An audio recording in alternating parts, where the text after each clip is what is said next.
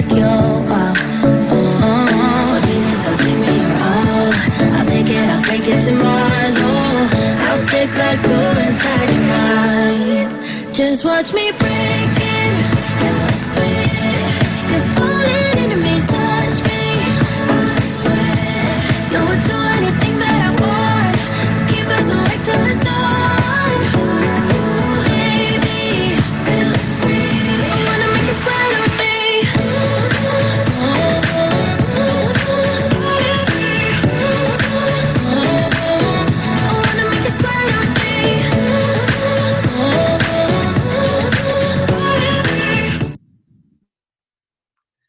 Hello, everybody. Thank you so much for joining us. You've just jumped into the South African pool, I suppose, but we've also got somebody, Andreï, on the line with us who will be joining us in a second, all the way from France.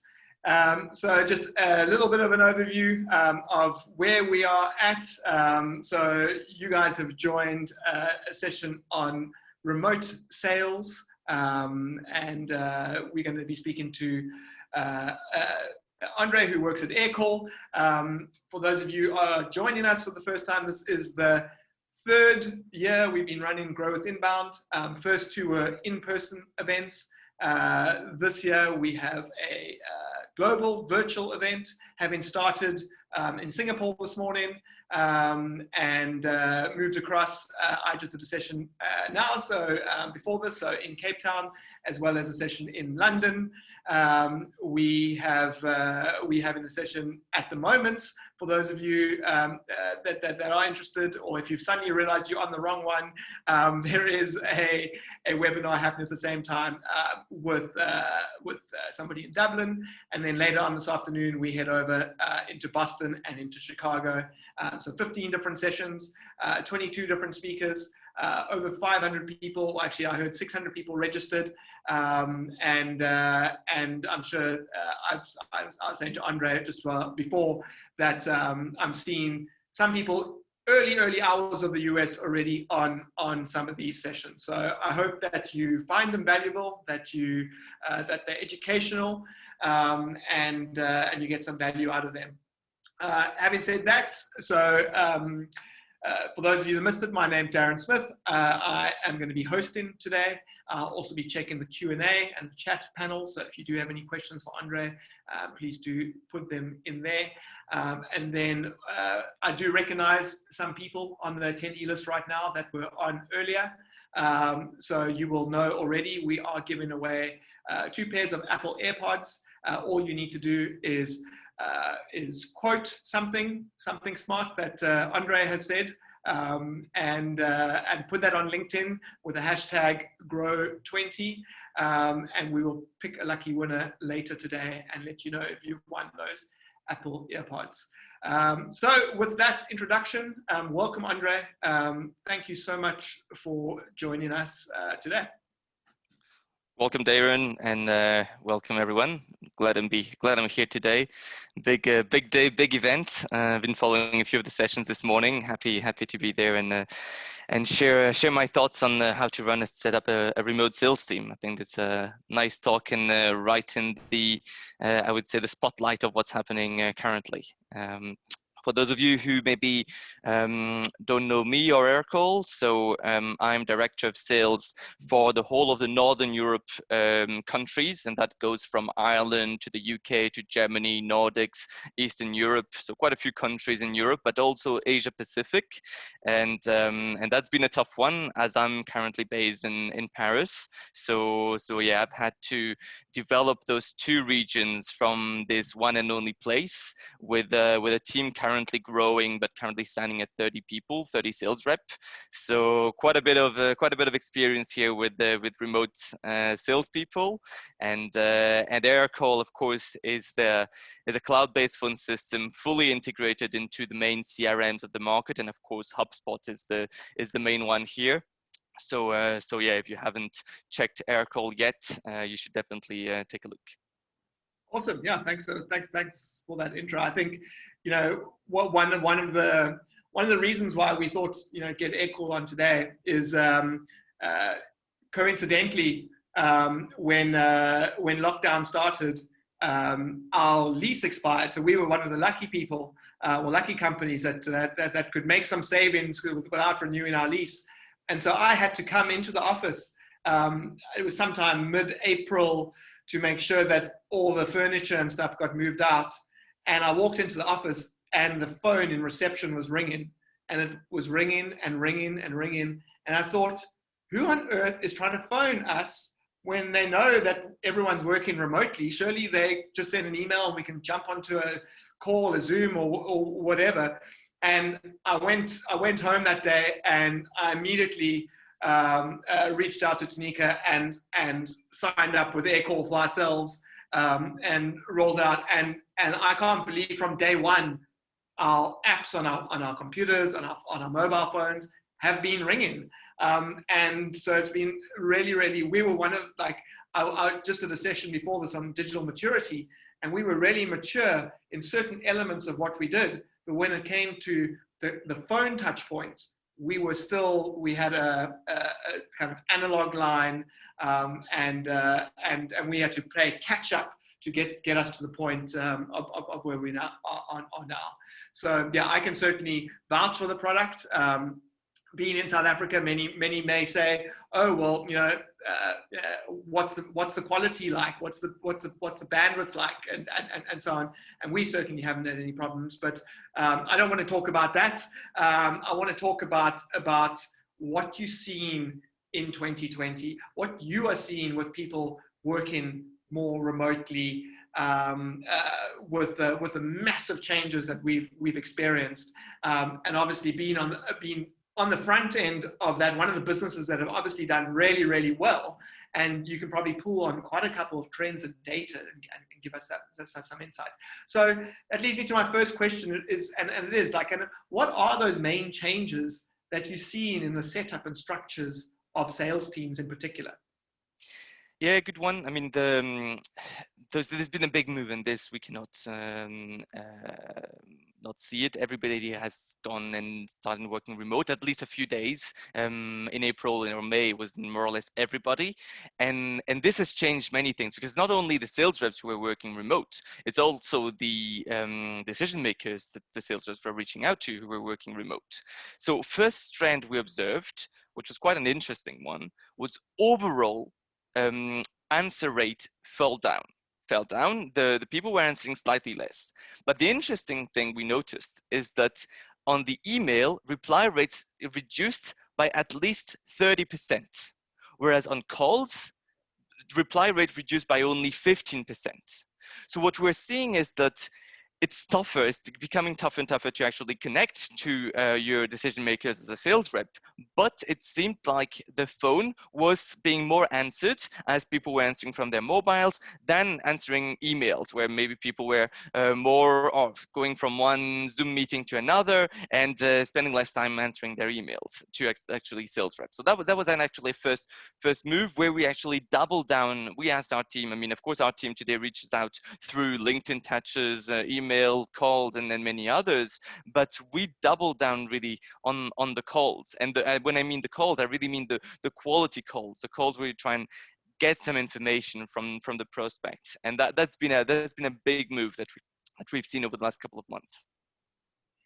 And in terms of, you know, the actual like kind of way that sales teams are working, you know, you've got the like traditional kind of outbound hunters that are kind of knocking down doors, like annoying people on LinkedIn. If I get another one of those people that I accept and then immediately they try and sell me something, I'm like, has that worked for anybody? And then you've got that kind of, I suppose, the more inbound approach where leads are coming in and so on. Is there a trend in any way the teams are structured based on like kind of how to get hold of people now and so on? It's a great point. It's really a great point, and we are organized the same way with a team of more hunter people, and with the team handling more inbound. And for sure, the guidelines which were given to the team of hunter, considering the context, which is not everybody working remote. It's also an economic crisis for many company. It's a tough situation. It's people being let go in some companies, and so the guidelines which were being given were, you're not reaching out to call, to sell, sorry. You're just reaching out at this point to just see where they're at, see how the current crisis is hurting their business, understanding their current structure of the company. At this stage, you're just trying to initiate contact. You're just trying to see how they're working.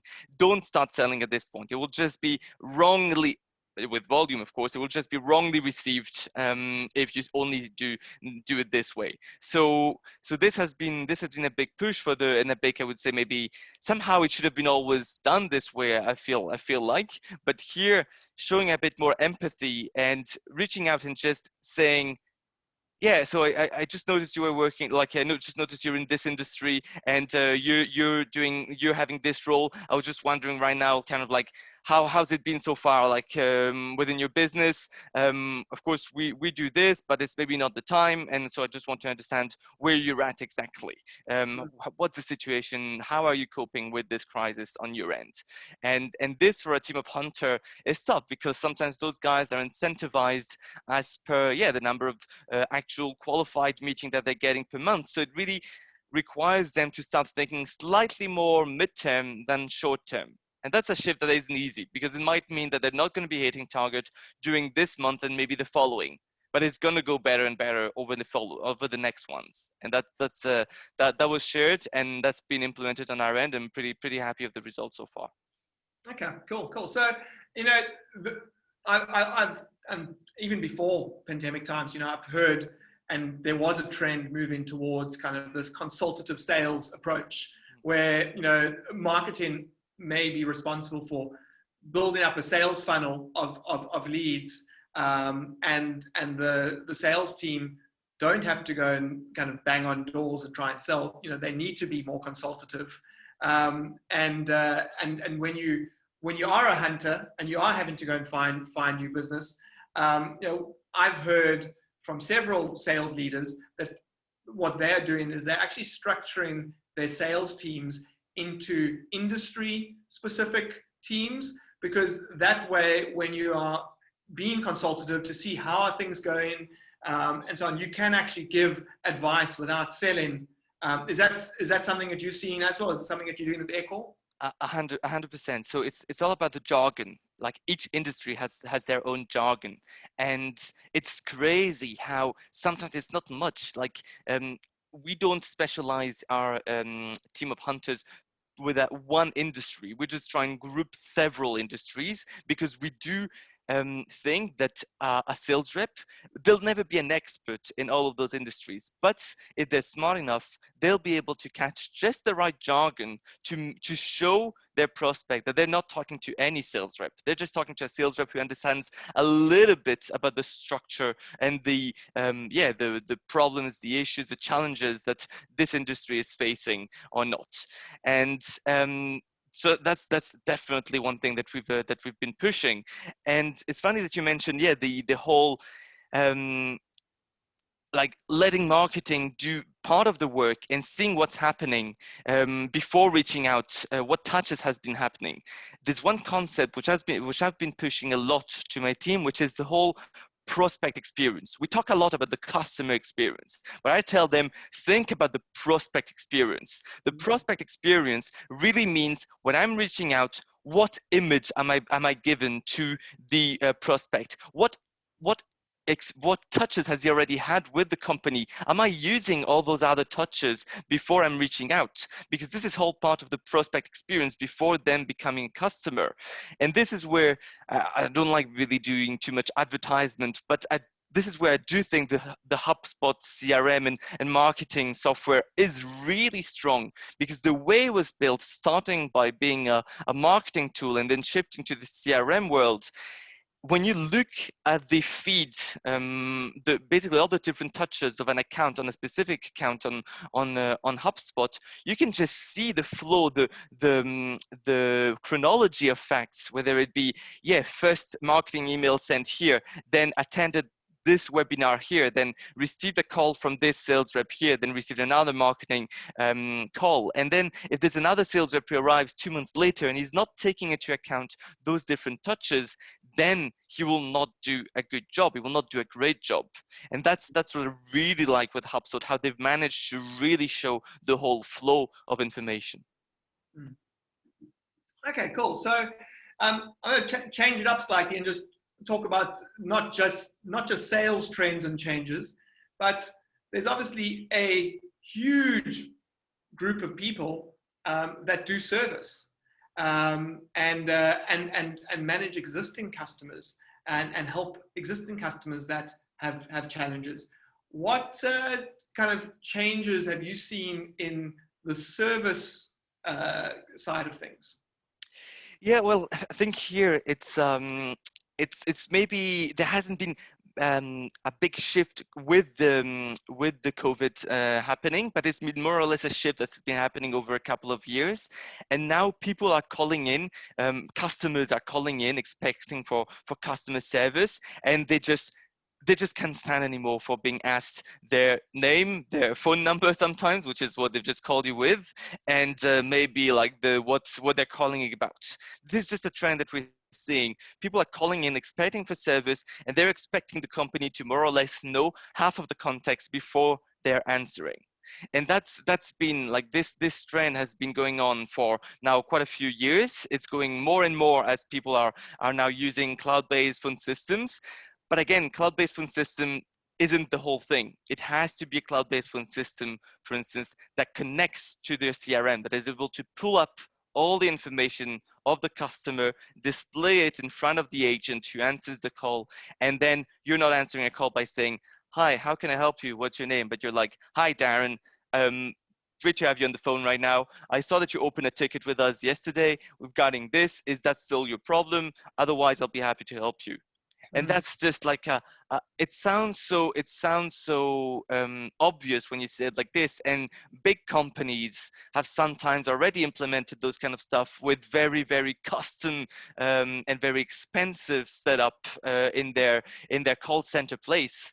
And today what we're seeing is that, and that's what we're actually encouraging with our own product, is that now any SMB, any mid-market company can offer this level of service very simply without spending fortunes on an integration, but by simply having an integration, plug and play integration between their two softwares.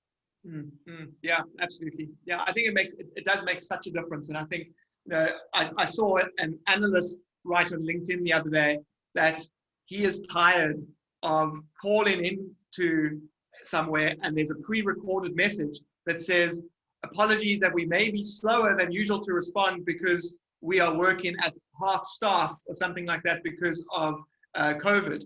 But, these are large organizations. Like, how can they, it's been 7 months. How can they still be, expecting these large call centers, people to be going to these large call centers? What's stopping them from enabling their service team to work remotely if they've got the right technology in place? It's correct. It's the legacy of their technologies, because they've built lots of custom stuff, which is only working somehow like on premise, and they maybe never anticipate COVID. Who could have anticipated COVID? But without even COVID, this is a trend that should have make them move a long time before. People are expecting even before COVID to work a bit from home sometimes. This is something that will be asked to managers and to companies a lot more. I mean, even us, Aircall, we love seeing people at the office. We love working from the office, but only a week ago, our HR team presented that now there will be a working from home policy, and people will be able to have up to 2 days working from home, and they can pick the days. I mean, this is, when I heard this, having been one of the first employee when we were only 10 and seen us grow to nearly 400 employees today, I was like, how is that even possible? But that's the thing also, even for us, this is happening. And this will happen for most of the companies in the coming years. And so, yeah, at this point, if you don't start thinking of your technology with this trend, you're going to be stuck. You're going to be stuck. Yeah. Okay, so I want to end off the session just now when we just talk about HubSpot and Aircall in particular. I don't want to hijack as you say, this is not a sales session.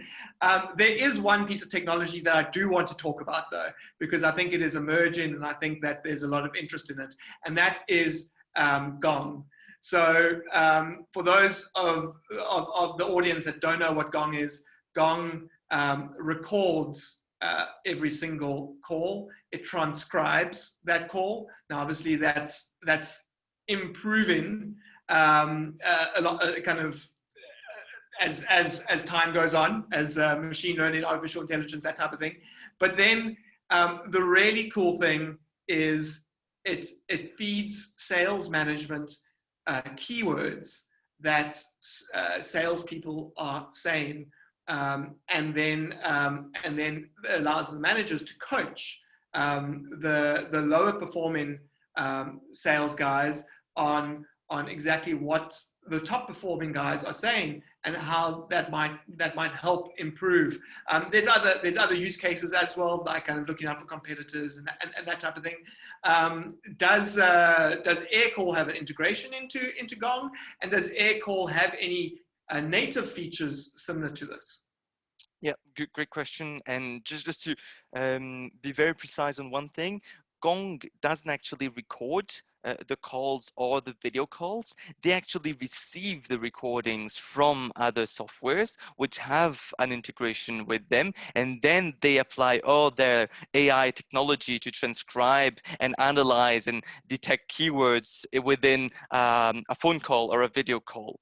And so, of course, Aircall, seeing this whole trend of coaching, and it is a major one, and especially when you're coaching remotely.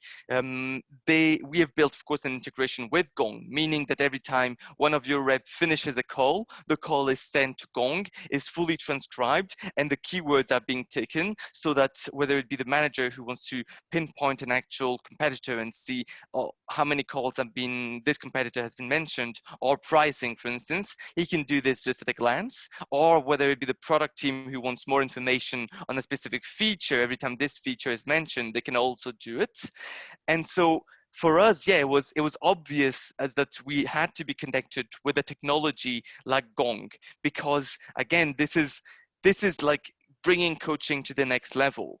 And this is today, we were able to offer call recordings at the end of our call, and you could tag the call. We could ask the reps to actually leave a tag saying that was a great success call. And then managers were able to maybe filter down all the calls which were success calls and just listening to them. But that was you relying on the actual rep deciding this. Whereas here with the whole Gong technology, you can search for certain keywords that will actually define if this, according to you as a manager, is a successful call or not. Now, to come up to your questions on, are we actually building this natively? Well, yes, this is no surprise. We will never build a Gong-like. Gong has become the reference in terms of AI and transcription, and it's not yet perfect. It's not an easy business at all. Like transcription, even Google hasn't really fully mastered it. But we are building somehow the basic feature so that if the usage of transcription is light, then this will be enough for our customers. But as soon as they want something specialized and really advanced, they will use the integration. And this has been, I would say, for most of our integration, this has been always the strategy of Aircall when you think of its integration. We have lots of native features that if you have light usage of this or that, you can use our native feature. But if you want more advanced analytics, for instance, well, you can actually have plug and play integrations with BI tool and then go way further into the analysis of your calls. So that's the kind of example. And so us, integration has always been at the core of our strategy, and we're going to continue this way. Okay, cool. So you actually, you teed me up there. A question came in while you were talking. So, you know, does Aircall scale? Can like a startup with two lines scale up to a huge organization, or is there a sweet spot that Aircall focuses on?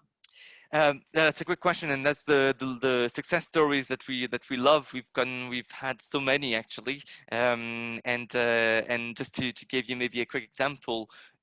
So we start. Aircall is quite a young company overall. We're 5.5 years old. Think of Uber. Where was Uber 5.5 years ago? In some countries, they were pretty developed.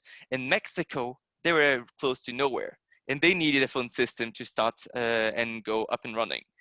They chose Aircall in Mexico. They had the choice to decide whatever solution they wanted compared to the other countries, and they picked Aircall. And within 2 or 3 years, they moved from a team of 2 or 3 customer service people on Uber side, Mexico, to I think it was 250. So the scale, and that's those kind of success stories that we have with a few of our customers that we really like. Now, is there a certain size at the certain point we reach and that we feel like we're no longer the perfect fit? If I were to be completely honest, I would kind of say 500-ish. Even though we do have customers over 500 users, I would tend to say, then if you get to 500, it depends on what's your priority. What's your priority today? What are the exact features? What are you expecting? Sometimes some customer service leaders have been used to some specific feature, very advanced monitoring feature that they have seen on their previous phone system, and they want those when they arrive with a team of 500 plus. And they'll see that Aircall doesn't have those kind of very, very advanced call center features. So at this point, then, yeah, Aircall won't be a fit anymore, and you'll have to go with something more custom maybe. But otherwise, between 2 or 3 and 500, there's room for a lot of fun with a solution like Aircall and a lot of gain of productivity with your team. Yeah, absolutely. And then I'm like, we're just coming up on time now, so just very quickly, you know, the HubSpot integration, we've installed it ourselves. You would expect us to be able to do that, but it's easy to install. If you've got the HubSpot app on your phone, the caller who's calling pops up on your phone.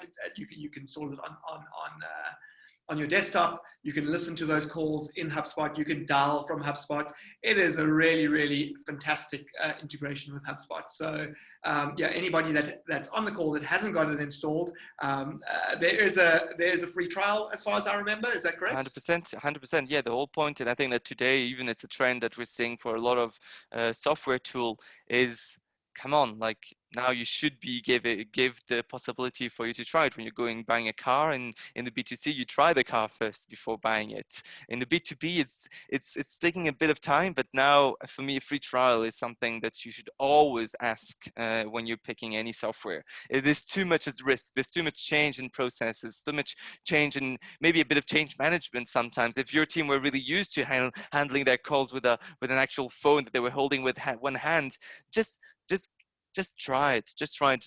Buy a few headsets or a few Aircall Apple earphones before, and have a try with a solution like Aircall before buying it, and make sure it's the right fit. Cool, awesome. Well, Andreï, thank you so much for joining us today. I know you weren't feeling well, so I appreciate that you have joined us. Really, really, really, I think there were some great insights that you gave us.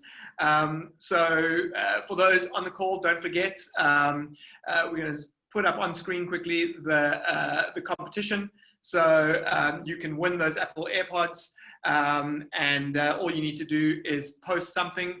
Andreï gave you some great things to post today. Hashtag it Grow20, and then we will pick 2 of these people to win those AirPods.